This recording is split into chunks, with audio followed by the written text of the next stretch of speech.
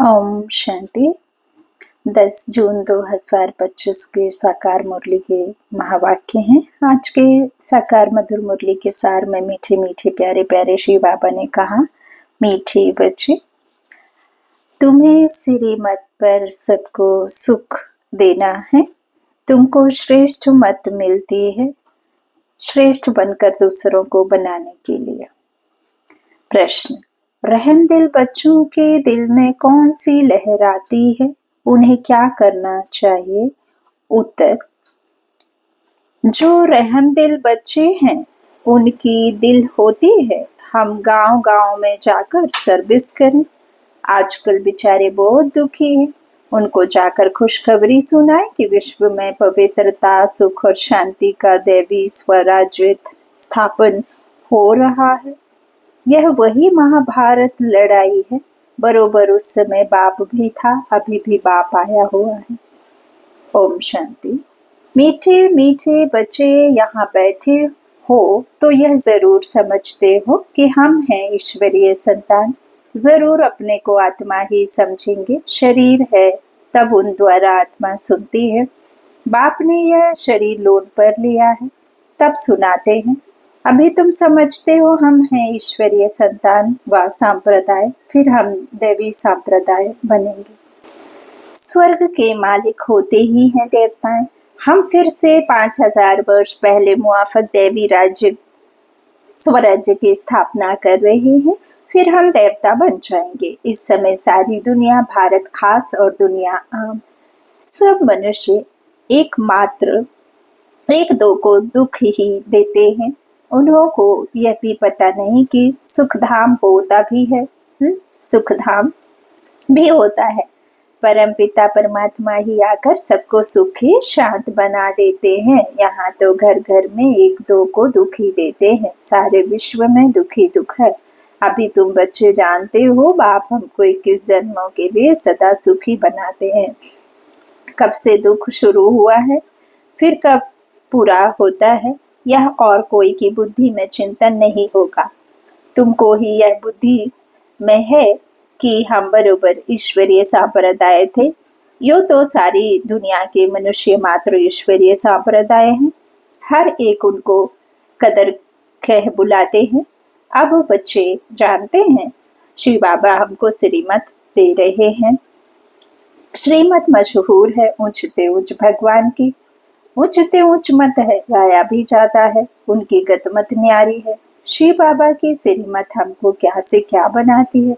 स्वर्ग का मालिक और जो भी मनुष्य मात्र हैं वह तो नरक का मालिक ही बनाते हैं। अभी तुम हो संगम पर, यह तो निश्चय है ना। निश्चय बुद्धि ही यहाँ आते हैं और समझते हैं बाबा हमको फिर से सुखधाम का मालिक बनाते हैं।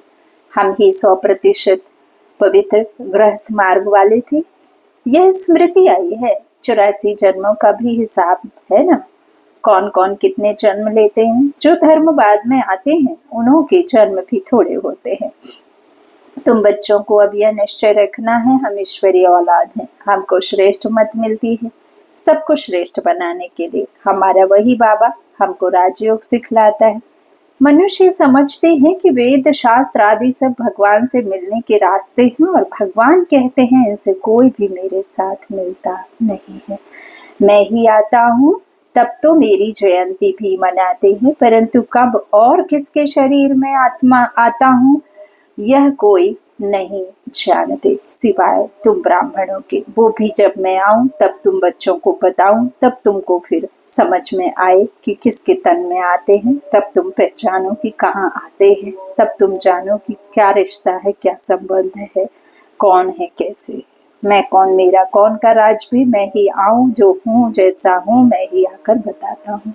अभी तुम बच्चों को सबको सुख देना है। दुनिया में सब एक दो को दुख देते हैं। वो लोग यह नहीं समझते कि विकार में जाना दुख देना है। अभी तुम जानते हो यह महान दुख है। कुमारी तो पवित्र थी, उनको अपवित्र बनाते हैं। नरकवासी बनने के लिए कितना सेरेमनी करते हैं। यहाँ तो ऐसे हंगामे की कोई बात ही नहीं है। तुम बाबा कहते बड़ा शांति से बैठे हो, सब खुश होते हैं, सारे विश्व को सदा सुखी बनाते हैं। तुम्हारा मान शिव शक्तियों के रूप में है। तुम्हारे आगे लक्ष्मी नारायण का जो भी मान नहीं, लक्ष्मी नारायण का तो कुछ भी मान नहीं। बाबा कहते तुम बच्चे जो ब्राह्मण बच्चे हो, उनका और लक्ष्मी नारायण में बहुत फर्क है। उनका इतना मान नहीं जितना तुम ब्राह्मण बच्चों का है। क्यों? क्योंकि तुम ईश्वरीय पालना में हो, ईश्वर से पढ़ने वाले हो, ईश्वर के साथ रहने वाले हो, ईश्वर की दुनिया के मालिक, और तुम इस ब्राह्मण परिवार में सबसे ऊंचे माने जाते हो। क्योंकि देवी देवताओं को तो प्रारब्ध प्राप्ति है, वहाँ भगवान के साथ मिलन नहीं होता है। उनको तो इस पढ़ाई का वहाँ पर प्रारब्ध प्राप्ति होती है। जहाँ भगवान है वो ऊंचे हुए ना, जो ब्राह्मण है वो ऊंचे कहलाए, देवी देवताओं से भी ऊंचे। तो तुम्हारे आगे लक्ष्मी नारायण का तो कुछ भी मान नहीं, शिव शक्तियों का ही नाम वाला है। क्योंकि जैसे बाप ने सर्विस की है, सबको पवित्र बनाकर सदा सुखी बनाया है, ऐसे तुम भी बाप के मददगार बने हो। इसलिए तुम शक्तियाँ भारत माताओं की महिमा है। यह लक्ष्मी नारायण तो राजा रानी और प्रजा सब स्वर्गवासी हैं। वह बड़ी बात है क्या? जैसे ये वह स्वर्गवासी है, वैसे यहाँ के राजा रानी सब नरकवासी हैं। ऐसे नरकवासियों को स्वर्गवासी तुम बनाते हो। मनुष्य तो कुछ भी नहीं समझते, कुछ भी नहीं जानते, बिल्कुल ही तुच्छ बुद्धि है। क्या क्या करते रहते हैं, कितनी लड़ाइयाँ आदि हैं, हर बात में दुखी ही दुखी है। सतयुग में हर हालत में सुख ही सुख है। अभी सबको सुख देने के लिए ही बाबा श्रेष्ठ मत देते हैं, गाते भी हैं श्रीमद् भगवानुवाच। श्री मत मनुष्यवाच नहीं है। सतयुग में देवी देवताओं को मत देने की दरकार ही नहीं है, वो तो संपूर्ण है। यहाँ तुमको श्रीमत मिलती है जहाँ तुम संपूर्ण नहीं हो। बाप के साथ तुम भी गाए जाते हो शिव शक्तियाँ। अगर बाबा कहते अभी फिर से वह पार्ट प्रैक्टिकल में बज रहा है। अब बाप कहते हैं तुम बच्चों को मनसा वाचा कर्मणा सबको सुख देना है, सबको सुख धाम का रास्ता बताना है।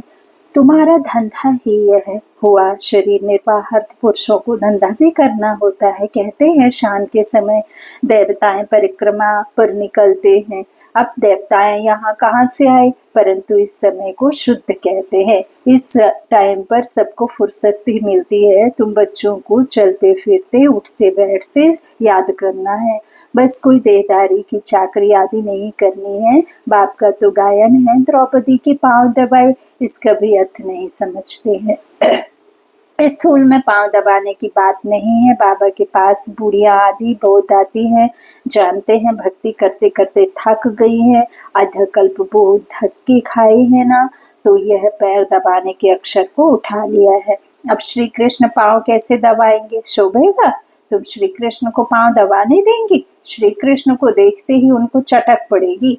उनमें तो बहुत चमत्कार रहता है। श्री कृष्ण के सिवाय और कोई बात बुद्धि में बैठती ही नहीं, वही सबसे तेजोमय है। श्री कृष्ण बच्चे ने फिर मुरली चलाई, बात ही नहीं जचती। यहाँ तुम शिव बाबा से कैसे मिलेंगे?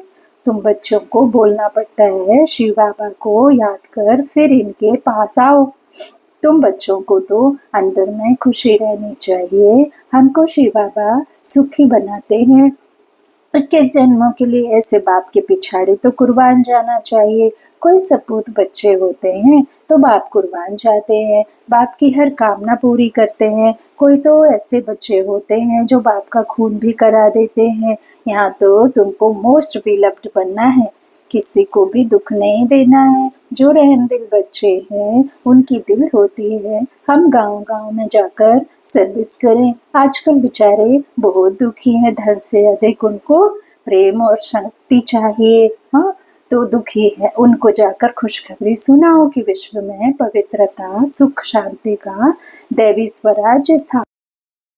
वही महाभारत लड़ाई है। बरोबर उस समय बाप भी था, अभी भी बाप आया हुआ है। तुम जानते हो बाबा हमको पुरुषोत्तम बना रहे हैं।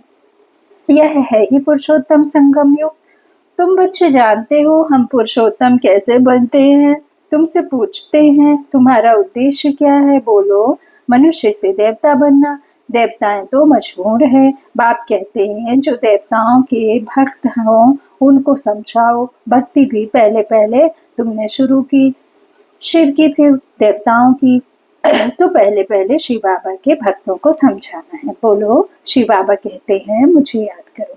शिव बाबा की पूजा करते हैं, परंतु यह थोड़े ही बुद्धि में आता है कि पतित पावन बाप है।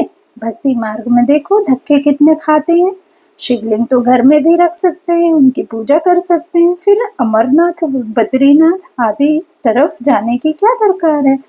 परंतु भक्ति मार्ग में मनुष्यों को धक्के जरूर खाने हैं, ये भी ड्रामा में धुंध है। बाबा कहते हैं तुमको उनसे छुड़ाते हैं। तुम हो शिव शक्ति, शिव के बच्चे, तुम बाप से शक्ति लेते हो, वह भी मिलेगी याद से। विक्रम विनाश होंगे, पतित पावन तो बाप है ना, याद से ही तुम विक्रमाजित पावन बनते हो। सबको यह रास्ता बताना है। तुम अभी राम के बने हो, राम राज्य में है सुख, रावण राज्य में है दुख। भारत में ही सबके चित्र है जिनकी इतनी पूजा होती है। ढेर के ढेर मंदिर है, कोई हनुमान का पुजारी, कोई किसका। इनको कहा जाता है ब्लाइंड फेथ। अभी तुम जानते हो हम भी ब्लाइंड थे, इनको भी मालूम नहीं था ब्रह्मा विष्णु शंकर कौन है, क्या है। जो पूजे थे वही फिर पुजारी बने। सतयुग में है पूज्य, यहाँ है पुजारी। बाप कितना अच्छी रीति समझाते हैं। तुम जानते हो पूज्य होते ही हैं सतयुग में, यहाँ है पुजारी तो पूजा ही करते हैं। तुम हो शिव शक्तियाँ, अभी तुम ना पुजारी ना पूजे। बाप को भूल मत जाओ। यह साधारण तन है ना, इसमें ऊंचते ऊंच भगवान आते हैं। तुम बाप को अपने पास निमंत्रण देते हो ना, बाबा आओ, हम बहुत पतित बन गए हैं, पुरानी पतित दुनिया, पतित शरीर में आकर हमको पावन बनाओ। बच्चे निमंत्रण देते हैं। यहाँ तो कोई पावन है नहीं, है ही नहीं, हो भी नहीं सकता। भ्रष्टाचारी दुनिया में कोई पवित्र पावन आत्मा कैसे हो सकती है। सब पाप आत्माएं हैं। जरूर सभी पतितों को पावन बना कर ले जाएंगे ना, तो सबको शरीर छोड़ना पड़े ना। मनुष्य शरीर छोड़ते हैं तो कितना हाय दोष मचाते हैं। तुम खुशी से जाते हो। अभी तुम्हारी आत्मा रेस करती है। देखें कौन शिव बाबा को जास्ती याद करते हैं। शिव बाबा की याद में रहते रहते ही शरीर छूट जाए तो हो सौभाग्य, बेड़ा ही पार। सभी को बाप कहते हैं ऐसे पुरुषार्थ करो। सन्यासी भी कोई कोई ऐसे होते हैं, ब्रह्म में लीन होने के लिए अभ्यास करते हैं, फिर पिछाड़ी में ऐसे बैठे बैठे शरीर छोड़ देते हैं, सन्नाटा हो जाता है। सुख के दिन फिर जाएंगे, फिर से आएंगे। इसके लिए ही तुम पुरुषार्थ करते हो। बाबा हम आपके पास चले, आपको ही याद करते करते जब हमारी आत्मा पवित्र हो जाएगी तो आप हमको साथ ले जाएंगे। आगे जब काशी कलबट खाते थे तो बहुत प्रेम से खाते थे, बस हम मुक्त हो जाएंगे ऐसे समझते थे। अभी तुम बाप को याद करते चले जाते हो शांति धाम में। तुम बाप को याद करते हो तो इस याद के बल से पाप करते हैं। वह समझते हैं हमारे फिर पानी से पाप कट जाएंगे, मुक्ति मिल जाएगी। अब बाप समझाते वह कोई योग बल नहीं है। पापों की सजा खाते खाते फिर जाकर जन्म लेते हैं नए सिर, फिर पापों का खाता शुरू होता है। अकर्म, कर्म और अकर्म, विकर्म की गति का बाप ही जाने जाननहार है। कर्म अकर्म विकर्म की गति बाप बैठ समझाते। राम राज्य में कर्म अकर्म होते हैं, रावण राज्य में कर्म भी कर्म बन जाते हैं, विकर्म हो जाते हैं। वहाँ कोई विकार आदि होता नहीं और रावण राज्य में कोई भी अकर्म होता नहीं। मीठे मीठे फूल बच्चे जानते हैं। बाप हमको सब युक्तियाँ सब राज समझाते हैं। मुख्य बात यह है कि बाप को याद करो। पतित पावन बाप तुम्हारे सामने बैठे हैं, सब राज बाबा समझाते हैं। मुख्य बात यह है कि बाप को याद करो। पतित पावन बाप तुम्हारे सामने बैठे हैं, कितना निर्माण, कोई अहंकार नहीं, बिल्कुल साधारण चलते रहते हैं। बाप दादा दोनों ही बच्चों के सर्वेंट हैं। तुम्हारे दो सर्वेंट हैं, उच्चते उच्च शिव बाबा, फिर प्रजापिता ब्रह्मा। वो लोग त्रिमूर्ति ब्रह्मा कह देते हैं, अर्थ थोड़े ही जानते हैं। त्रिमूर्ति ब्रह्मा क्या करते हैं कुछ भी पता नहीं है। अच्छा, मीठे मीठे सिकिलधे बच्चों प्रति माता पिता बाप दादा का याद प्यार और गुड मॉर्निंग। रूहानी बाप के रूहानी बच्चों को नमस्ते।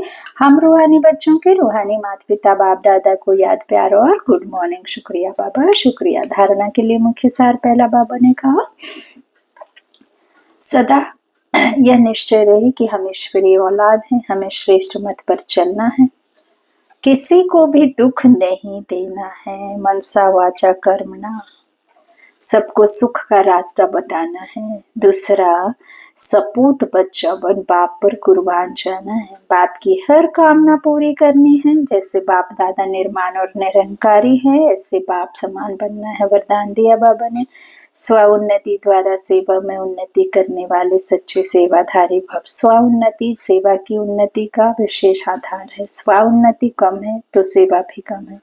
सिर्फ किसी को मुख से परिचय देना ही सेवा नहीं है, लेकिन हर कर्म द्वारा श्रेष्ठ कर्म की प्रेरणा देना यह भी सेवा है।